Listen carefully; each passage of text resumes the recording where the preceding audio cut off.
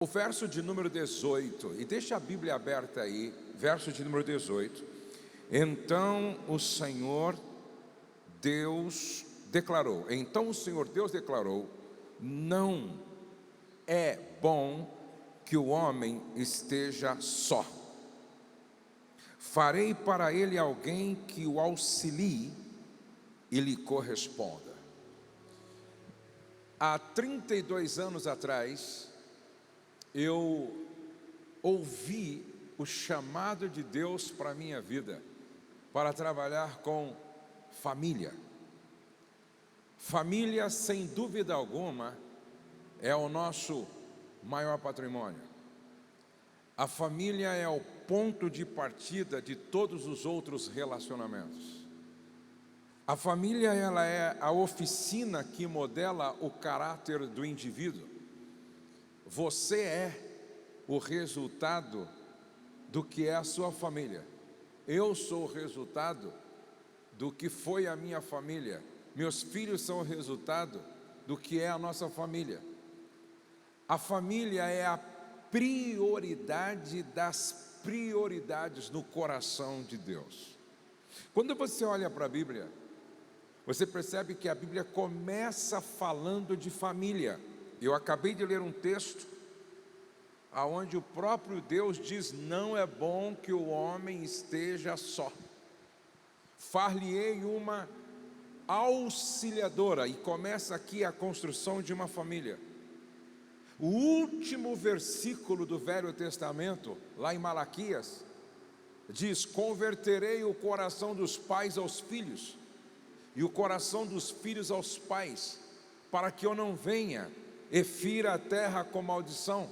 O Velho Testamento, ele termina falando de família. Jesus escolhe uma festa de casamento para começar o seu ministério público. Jesus poderia começar num leprosário, limpando o leproso, poderia começar multiplicando pães e peixes num lugar deserto, para alimentar uma multidão. Jesus poderia começar curando um cego, mas ele escolhe começar o seu ministério público numa festa de casamento, e ele realiza o seu primeiro milagre público, transformando a água em vinho. A parábola, que é considerada a pérola dentre as parábolas ditas por Jesus, fala de uma família. Jesus começa dizendo: certo homem tinha 2 filhos. Se tinha 2 filhos, havia uma mulher como parte desta família. Então Jesus constrói a sua mais bela parábola falando de uma família.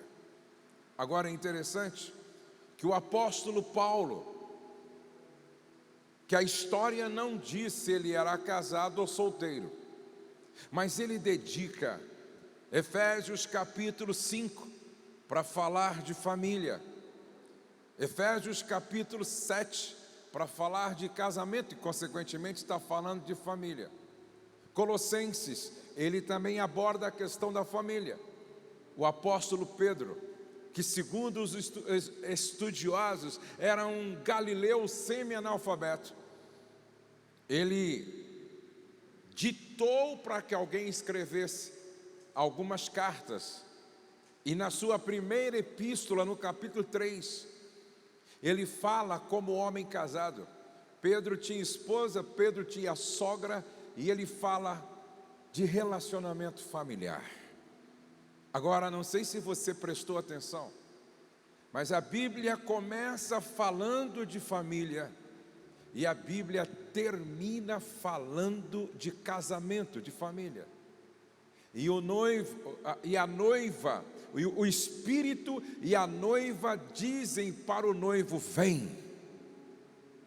Ou seja, a história da redenção culminará com as bodas do Cordeiro, com o casamento de Cristo com a igreja. Então a Bíblia começa E a Bíblia termina falando de família, falando de casamento.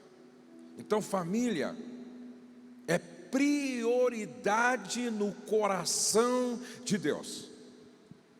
Jesus, Ele não nasceu, Ele não surgiu como um ermitão no deserto da Judéia.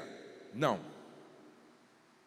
Eu digo que Deus engravida através do Espírito Maria, mas não permite que Jesus cresça em um lar sem a figura de um pai.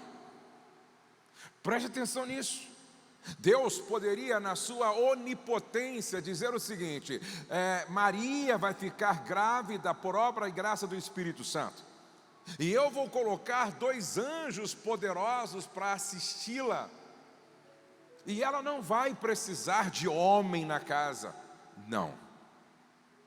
Deus escolhe José para ser o pai adotivo de Jesus, porque Jesus não podia nascer, crescer, ser educado, criado numa família disfuncional.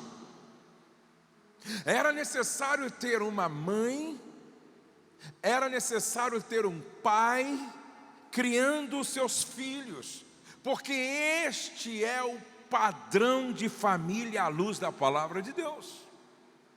Um homem, a mulher e sua prole. Veja como família, na perspectiva do eterno, é coisa séria. E aí, nós acabamos de ler que a razão pela qual Deus institui a família a partir do casamento foi para curar a solidão do homem. Deus institui a família a partir do casamento para curar a solidão do homem. Então o Senhor Deus declarou: não é bom que o homem esteja só. Quando Deus criou o sol, a lua, viu Deus que era muito bom, era bom. Quando Deus fez separação entre águas e águas, viu Deus que era muito bom. Quando Deus criou os animais, as plantas, viu Deus que era muito bom. Mas quando Deus vai mais uma vez na viração do dia ter com Adão no Éden, quando Deus olha e vê Adão sozinho, Ele faz uma declaração um tanto paradoxal. Ele diz: não é bom que o homem esteja só. Uma pergunta: Adão estava só no jardim do Éden, sim ou não? Sim ou não? Quem acha que Adão estava só, levante a mão. Mas Deus está falando: não é bom que o homem esteja só. O homem estava só ou não? Se o homem estava só, levante a mão, por favor. Agora, quantos acham que o homem não estava só? Levante a mão, por favor. Mas por que Deus diz que estava? Quem é que está certo? O homem estava só? Se você disser que o homem estava só, aonde estava Deus?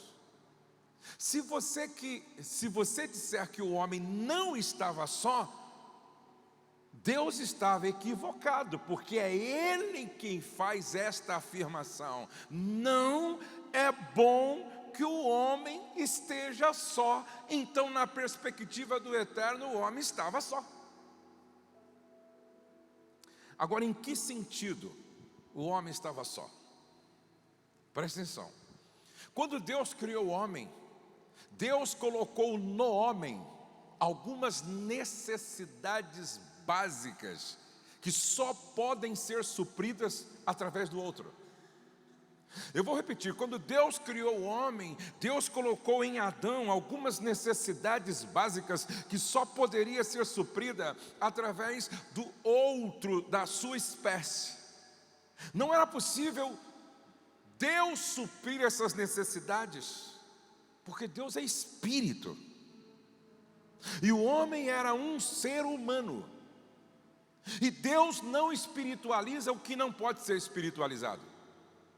Eu vou repetir: Deus não espiritualiza o que não pode ser espiritualizado.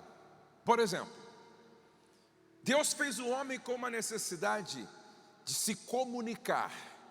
Agora, ele vai se comunicar com quem? Macaco não fala, girafa não fala, o boi não fala.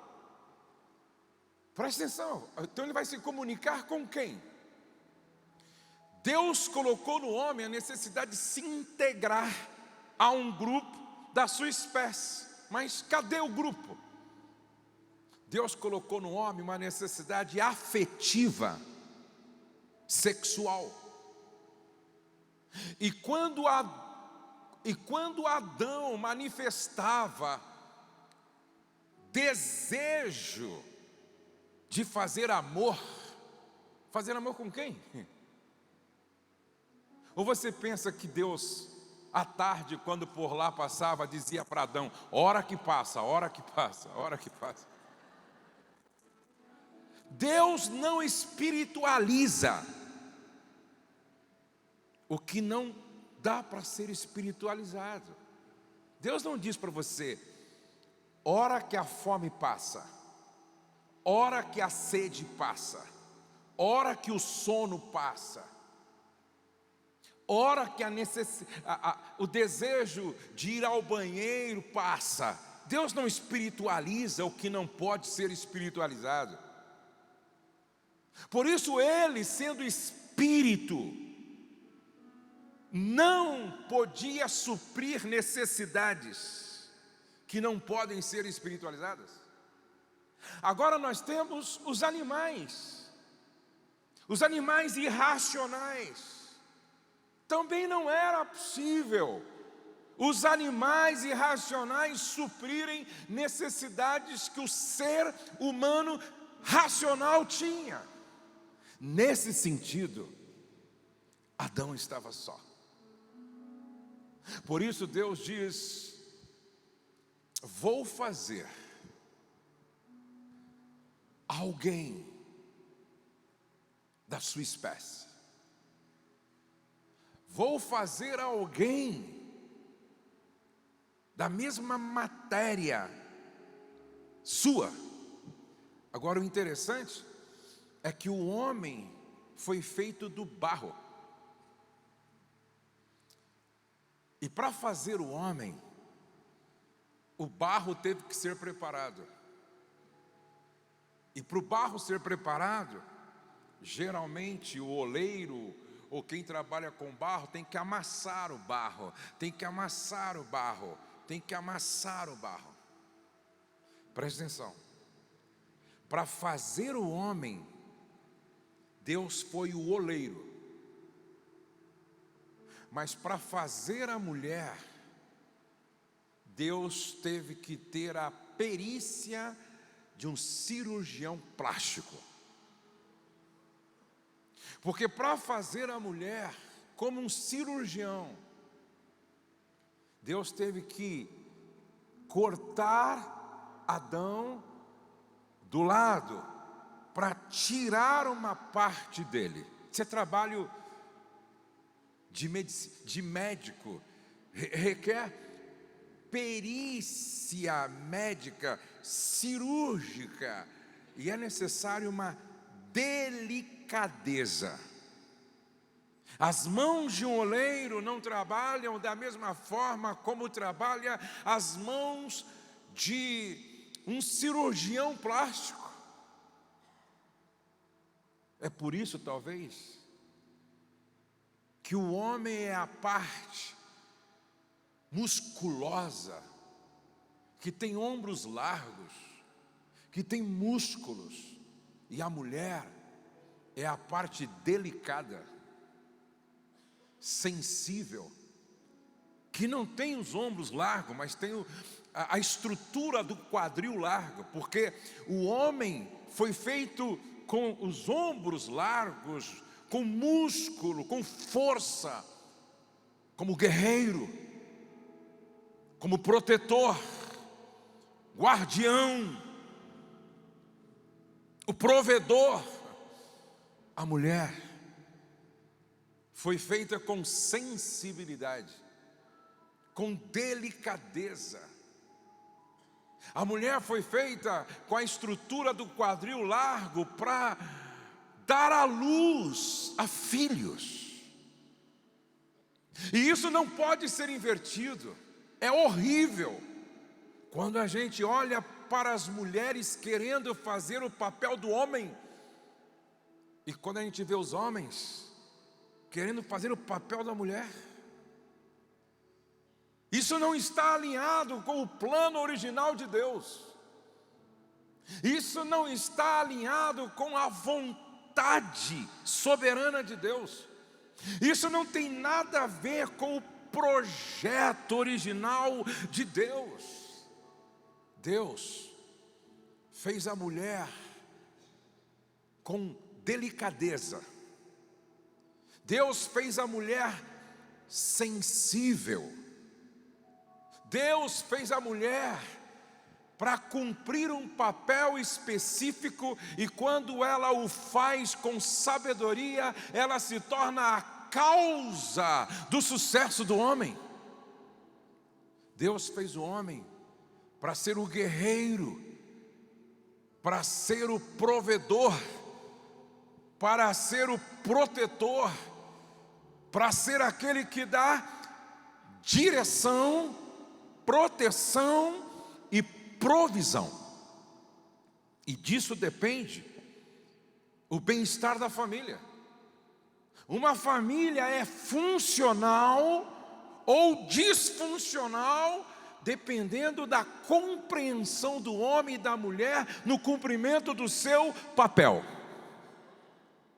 Agora escute, por favor. Não é bom que o homem esteja só. Repete comigo. Não é bom que o homem esteja só. Por que eu me casei com a Rosemary? Porque eu não nasci com a vocação para ser solitário. A Bíblia diz que Deus faz o solitário habitar em família. Quando você nasceu, você já nasceu com a natureza gregária. Nós nascemos com fome de dar companhia e de receber companhia. Nós nascemos vocacionados para amar e ser amado. Nós nascemos para ser imagem e semelhança de Deus, e Deus nunca esteve só, porque Deus é uma família, Pai, Filho e Espírito Santo. Por que eu me casei? Porque eu não nasci para a solidão. A minha esposa não nasceu para a solidão. Eu nasci para dar e receber companhia. Deus faz o solitário habitar em família. Agora, por que eu estou insistindo nessa questão da solidão? Porque nós nos casamos com a intenção de formar uma família para vencermos a solidão.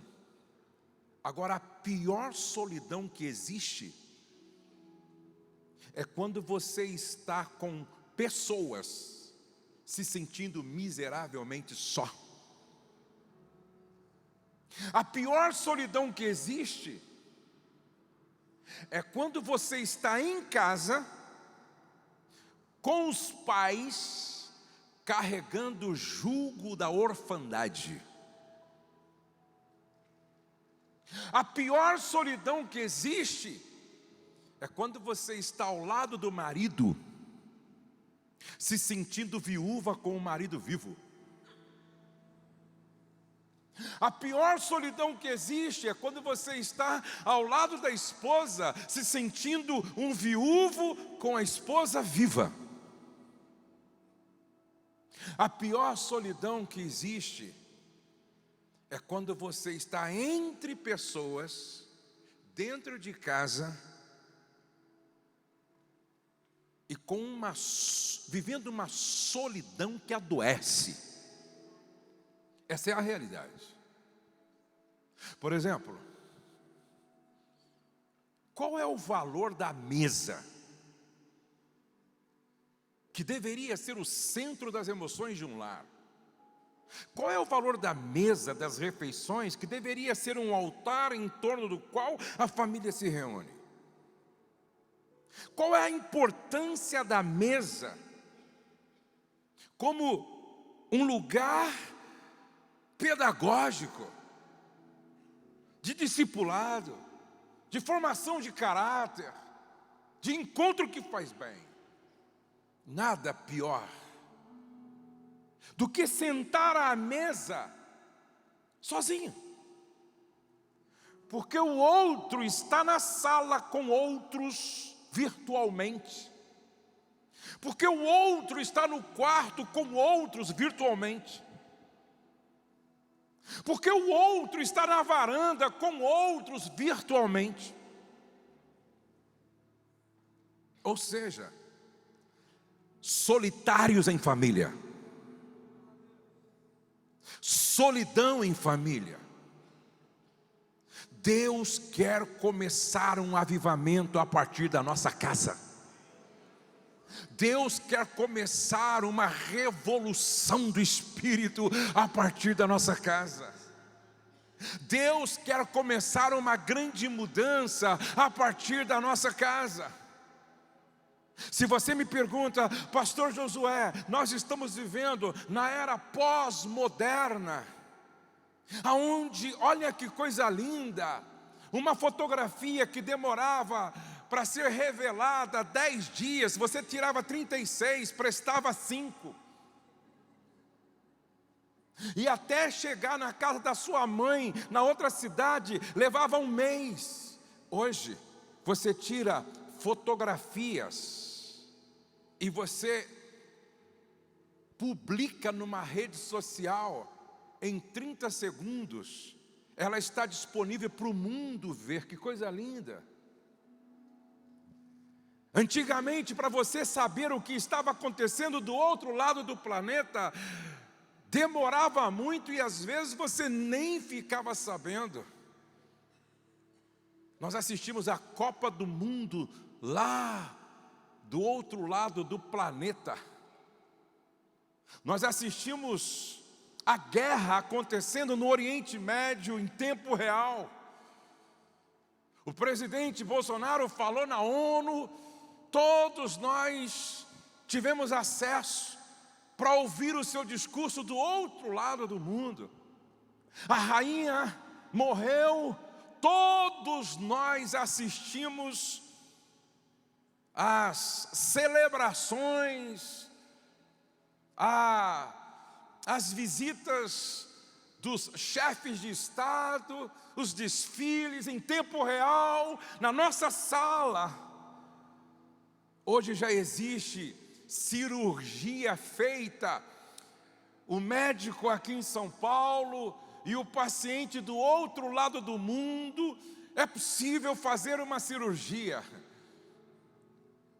Muita coisa boa a modernidade nos trouxe. Agora preste atenção, essa mesma tecnologia que trouxe o que estava longe para perto, pegou os que estavam perto e levou para longe. Olhem para cá, há uma pesquisa feita em Israel, que hoje os pais investem no máximo 15 minutos por dia nos seus filhos, quando há 20 anos atrás, os pais investiam 2 horas. Essa tecnologia que trouxe o que estava longe para perto, levou o que estava perto para longe. O celular passou a ser quase que uma extensão das pessoas.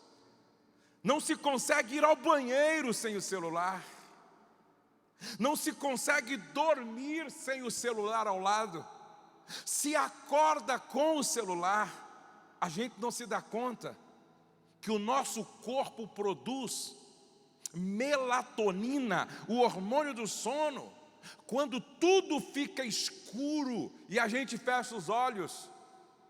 Aí o cérebro faz as glândulas produzirem o hormônio chamado melatonina, que é o hormônio do sono. Então toda vez que você acorda e olha no celular, você está inibindo o seu cérebro de acionar a glândula que produz o hormônio chamado melatonina, de produzir. E aí você não entende porque não dorme bem. Tudo está contribuindo para comprometer não só a nossa saúde física, mas bem como a nossa saúde relacional. Porque quem não dorme bem fica com mau humor crônico, e uma pessoa com mau humor crônico não se relaciona bem com ninguém. Essa mesma tecnologia que nos trouxe facilidade está nos adoecendo. Sabe qual é a idade que uma criança tem o primeiro acesso à pornografia? Em média, 7 anos. Essa mesma tecnologia que facilitou a nossa vida em muitos aspectos, está sendo uma arma de destruição contra nossas crianças, porque o que era tão difícil ser acessado como a pornografia, hoje basta um clique. Num computador, num celular, num tablet, que as nossas crianças têm acesso àquilo que é pernicioso, degradante, imoral e demoníaco. Não é bom que o homem esteja só. Eu penso que Deus tem pressa em começar um grande avivamento que nos leve de volta para a mesa sem celular, nos leve de volta para a mesa sem tablet, nos leve de volta para a mesa, para que a mesa se torne o lugar onde Deus se revela a nós através dos outros. Um dia eu estava num restaurante e eu fiquei observando uma grande família. Enquanto esperavam a comida, todos viam o celular, o tablet, o celular, o tablet. Chegou a comida, todos comeram, cada um olhando o seu equipamento. Eles saíram assim, ó. Saíram assim, todos saíram assim, ó. Menininho, a menininha, o pai, a mãe, o adolescente saíram assim. Ou seja, eles nem viram o que comeram.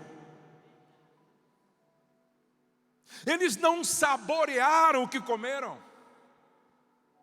Eles não desfrutaram da companhia do outro. Não é bom que o homem esteja só.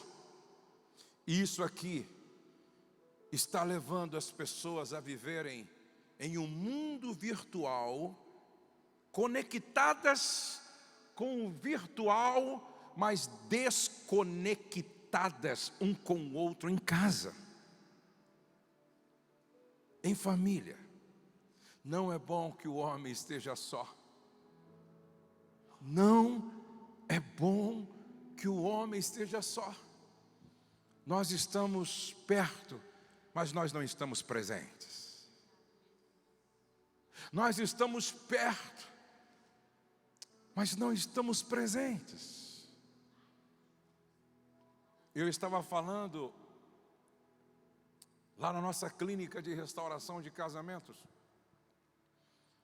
sobre Abraão e Isaac indo em direção ao Moriá.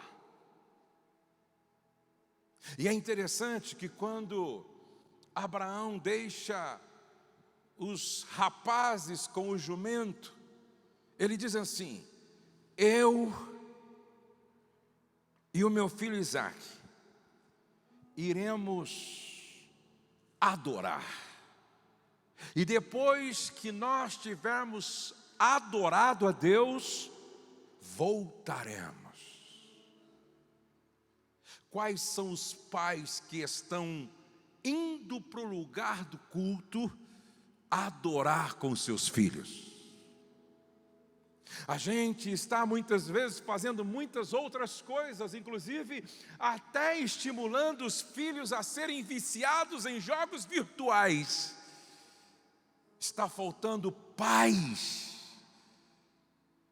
que vão para o lugar do culto com o filho dizendo: nós vamos adorar, nós vamos adorar, nós vamos adorar, e depois de havermos adorado, voltaremos. E aí, quando eles estão indo para o culto, Isaac para e diz assim: pai. Abraão responde: eis-me aqui, meu filho. Sem televisão, sem celular, sem entretenimento, sem ruídos. Eis-me aqui, meu filho. Fala, porque o pai não só está perto, o pai está presente. Pai, eis-me aqui, meu filho, para te ouvir, não apenas com o ouvido, mas ouvir o teu coração com o meu coração. Sem empatia.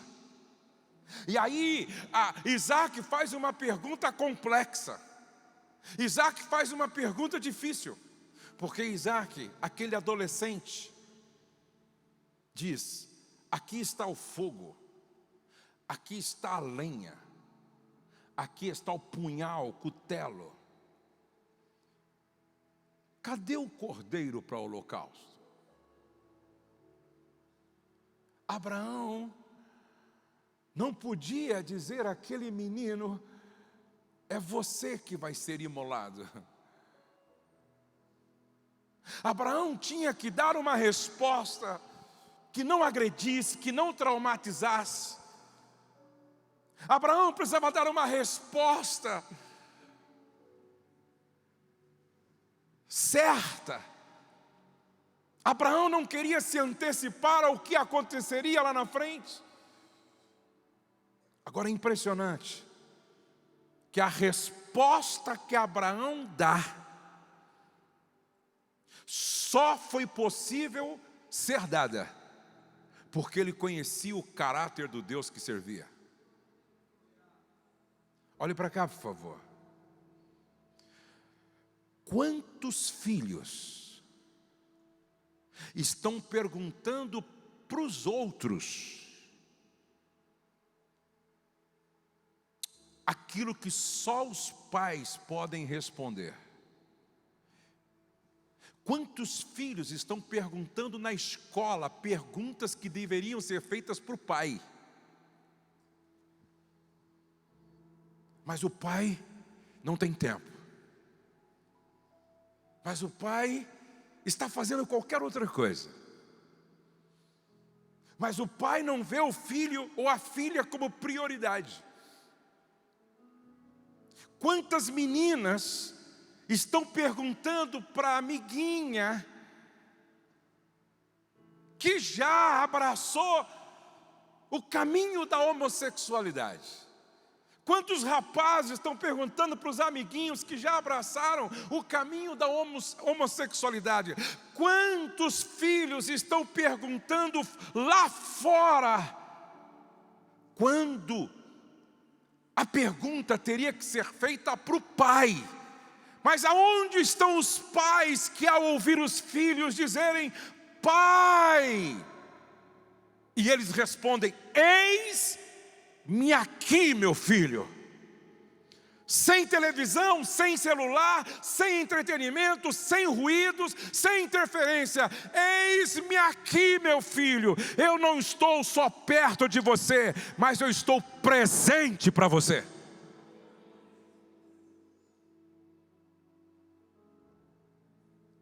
Algumas respostas para algumas perguntas que os nossos filhos fazem, só dá o pai que conhece o caráter do Deus que serve. Sabe por que Abraão respondeu daquele jeito? Deus para si proverá o cordeiro para o holocausto? Porque Isaque era o filho da promessa. Era a partir de Isaque que nasceria toda uma descendência. Se Deus falou que Isaque era o filho da promessa, e lá atrás o próprio Deus disse: conta as estrelas, não dá, conta os grãos de areia, não dá, assim vai ser a sua descendência. Deus não é homem para mentir. Por isso Abraão sabia: ainda que eu mate Isaque, eu volto com ele, porque Deus é poderoso para ressuscitá-lo. Morre o profeta, mas a palavra que foi profetizada da parte de Deus continuará de pé para louvor e glória do nome dEle. Pai, eis-me aqui, meu filho. Que Deus fale ao seu coração hoje. Que Deus fale à sua consciência hoje. E que você não esteja apenas perto, mas que você, marido, esteja presente, que você, esposa, esteja presente, que você, pai, esteja presente. Eu estava ministrando em algum lugar no Brasil, num hotel. No intervalo, um irmão disse assim: o dono desse hotel é um dos homens mais ricos do estado. E ele viveu uma experiência muito traumática. Ele disse: a filha dele se tornou uma dependente de cocaína, viciada. Internaram ela numa famosa clínica. E ela conseguiu se libertar da cocaína temporariamente. Ela saiu, continuou trabalhando com o pai nas empresas. Um dia ela chega no prédio onde eles moravam. E ela chegou muito assim apavorada, o pai estava próximo, e ela disse assim: ô pai, guarda o carro para mim, guarda o carro para mim. O pai disse: tá bom, vai, pode ir embora que eu guardo. E ela pegou o elevador, foi até acho que o 15º andar, aonde eles moravam num grande apartamento. E enquanto o pai guardava o carro e depois ia voltando para ir também para o apartamento, ela sobe até o 5º andar, vai ao seu quarto.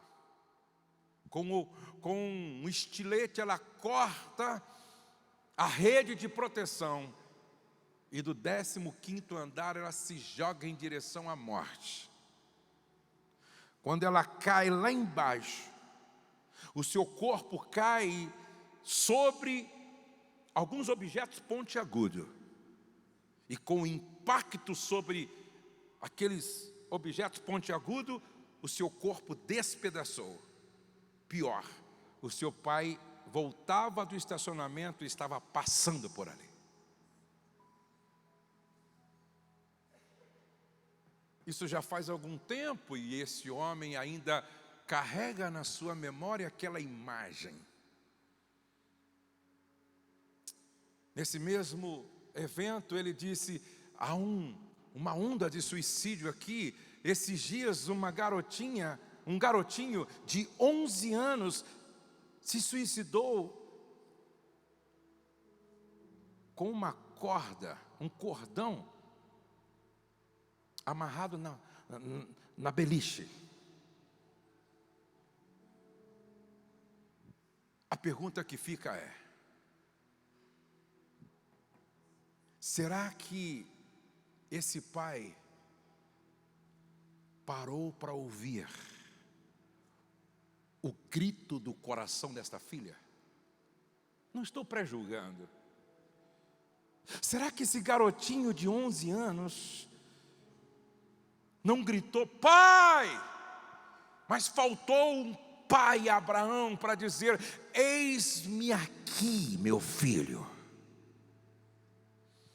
Sem televisão, sem celular, sem entretenimento, sem ruído. Fala, eu quero ouvir teu coração. Qual é o pai aqui que tem saído com a sua filha para comer uma pizza, e se a filha perguntar, por que, pai? Só para ouvir seu coração.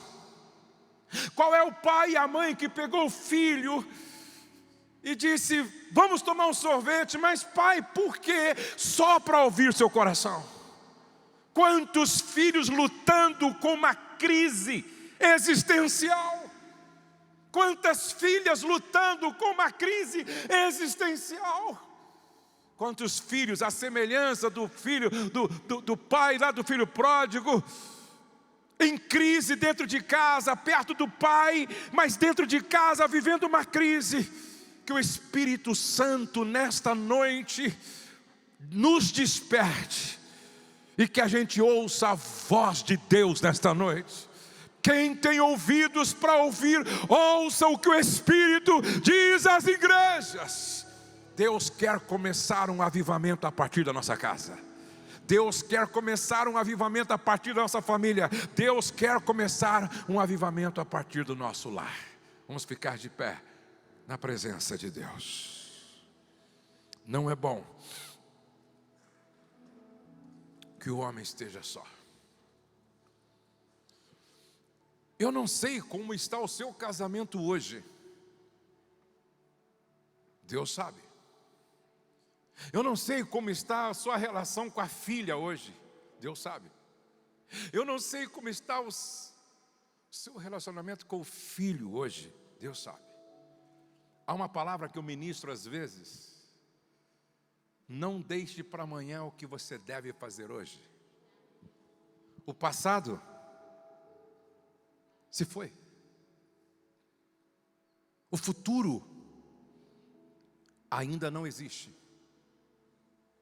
O presente se chama presente porque é um presente de Deus para nós. Não deixe para amanhã o que você deve fazer hoje. Eu me lembro de um homem que foi me ouvir numa conferência. E ele chorava, era um pastor, e chorava muito, não parava de chorar. No intervalo eu chamei ele e, preocupado com aquele meu querido irmão, eu disse, por que tantas lágrimas? Por que tanto choro? O que se passa, querido? Ele disse, é que há uns 4 meses atrás eu briguei com meu filho. Filho que tinha mais de 20 anos, 23 anos, eu briguei e a gente se agrediu verbalmente, quase que nos agredimos fisicamente, e foi tão feio a nossa briga, que ele arrumou a mala e foi embora para a casa da avó. E eu fiquei, a semana que vem eu converso com ele. Não, a próxima semana eu chamo ele. Não, vai haver um momento certo para eu fazer. Ele foi deixando para depois, procrastinando, deixando para depois. Ele disse, pastor, há 3 meses atrás, eu estou num caixa eletrônico e recebo uma ligação. E do outro lado alguém diz assim, querido, houve um acidente aqui na cidade. E o seu filho estava envolvido no acidente e ele acaba de morrer. Ele disse, pastor, depois desse dia a minha vida virou um inferno, porque a avó me acusa como culpado todos os dias. A minha esposa me acusa como culpado todos os dias. E eu não consigo me perdoar. Eu estou vivendo no inferno. Quero dizer para você que hoje é dia de reconciliação. Hoje é dia de reconhecer o erro. Hoje é dia de reconhecer o que está fora do lugar. Hoje é dia de reconhecer que você não tem sido presente como deveria, não tem sido sensível como deveria, não tem ouvido com empatia como deveria, não tem sido a mulher que deveria ser, não tem sido o marido que deveria ser, o pai que deveria ser, o filho que deveria ser. Hoje se ouvirdes a voz do Espírito Santo, não endureça o seu coração. Hoje é dia de voltar para Jesus. Hoje é dia de se reconciliar com o Pai. Quem aqui hoje, em ouvindo a voz do Espírito Santo, quer vir aqui na frente dizendo: eu ouvi Deus falar comigo, e eu quero voltar para casa com uma predisposição a mudar naquilo que for necessário. Levante a sua mão, quem quer fazer isso. Então saia do seu lugar, vem aqui na frente. Eu quero orar com você. Eu quero orar por você. Se hoje ouvires a voz do Espírito Santo, não endureça o seu coração. Quem aqui está voltando para Jesus hoje, se reconciliando com o Senhor hoje? Levante a sua mão como sinal. Quem está reconciliando? Por favor, então vem aqui na frente, querido. Vamos aplaudir ao Senhor por estas vidas que estão se reconciliando com o Senhor hoje.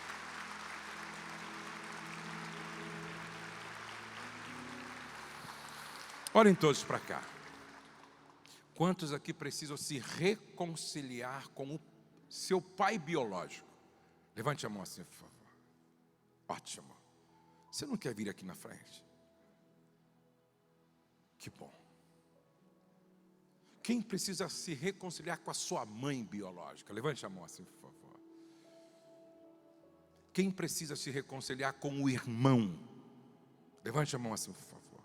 Eu preciso me reconciliar com meu irmão. Vem aqui na frente, por favor. Eu quero orar por você.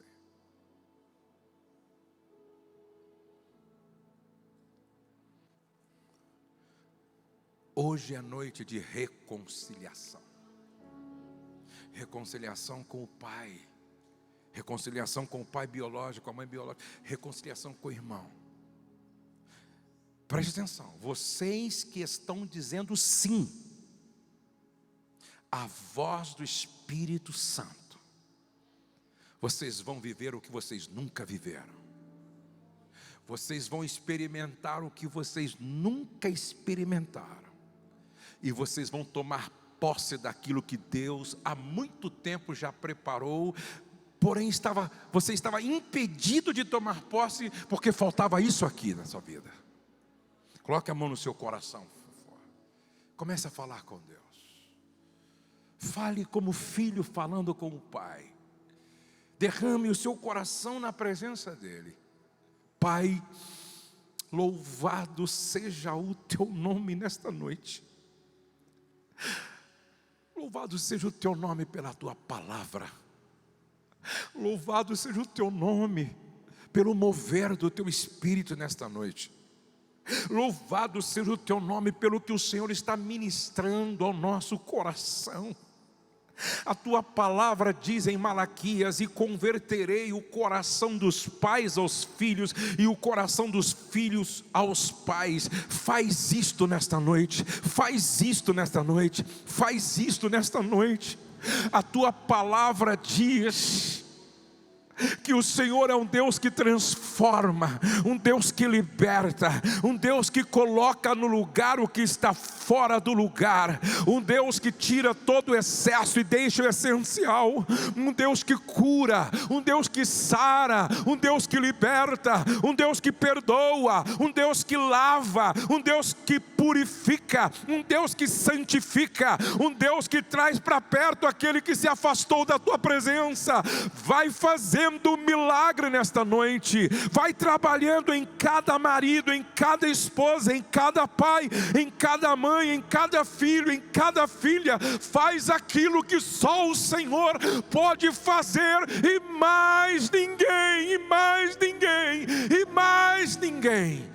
Começa um avivamento nesta casa hoje. Começa uma revolução espiritual nesta casa hoje. Começa uma mudança nesta família hoje. Começa curando a família nesta noite. Curando o lar nesta noite. Curando o casamento nesta noite. Curando o marido nesta noite. Curando a esposa nesta noite. Curando os pais nesta noite. Senhor, faz aquilo que só o Senhor pode fazer. E mais ninguém. Aqueles que estão voltando para casa, perdoa os seus pecados, enche-os outra vez da alegria da salvação, no nome de Jesus, amém e amém. Levante a sua mão se você pode assim, por favor. Eu quero declarar sobre a sua vida o Salmo 112. O Salmo 112 diz que se você teme ao Senhor, a sua descendência será poderosa na terra. Eu quero declarar que na sua descendência não haverá criminosos, na sua descendência não haverá pedofilia e nem pedófilos, na sua descendência não haverá suicidas, na sua descendência não haverá prostitutas, na sua descendência não vai haver gente pedindo esmola de porta em porta. Eu quero declarar que na sua descendência não vai haver a fortaleza do divórcio edificada. Cai por terra isso hoje em nome de Jesus. Eu quero declarar que na sua descendência haverá homens de Deus, mulheres de Deus, profetas de Deus, pastores de Deus, apóstolos de Deus, evangelistas de Deus, mestres cheios do Espírito Santo de Deus. A sua descendência será poderosa na terra. A partir desta noite, sua casa deixa de ser um lugar comum para ser lugar de milagres, lugar de transformação, lugar de libertação, lugar de cura. Quem entrar na sua casa doente vai sair curado, quem entrar triste vai sair alegre. A sua descendência será poderosa na terra. Antes de você sentar, cumprimente pelo menos 5 pessoas e declara: a sua descendência será poderosa na terra. Cumprimente pelo menos 5 pessoas e assentai-vos por um instante. Cumprimente, diga: a sua descendência será poderosa na terra. Sua descendência poderosa na terra, sua descendência poderosa na terra, sei que será. Pode sentar por um instantezinho antes de eu passar a palavra ao profeta. Glória a Deus, sua descendência será poderosa na terra. Assentai-vos por um instante, querido. Antes de passar a palavra ao profeta Vinícius, deixa eu anunciar para vocês aqui, ó. Cadê o material? Cadê o material? Está aqui. Obrigado, querido. Ó, esse livro aqui, ó, 104 erros que um casal não pode cometer. Se você não compra, você comete 105 erros. Seria interessante você comprar, viu? Aqui, ó, tem 37 perguntas para o homem, 37 perguntas para a mulher. Um dia um homem disse assim para mim no hotel: pastor Josué, eu vim aqui na palestra só para fazer uma média com a minha mulher. Eu sou anjo, pastor. Eu disse: vai ali no cantinho, responde essas perguntas. Se você tirar 6, você vai para a piscina e não vem na palestra. Ele respondeu, chegou assim, cabisbaixo, e disse: pastor, ora por mim aí. Disse: por quê? Tirei 3,5. Então,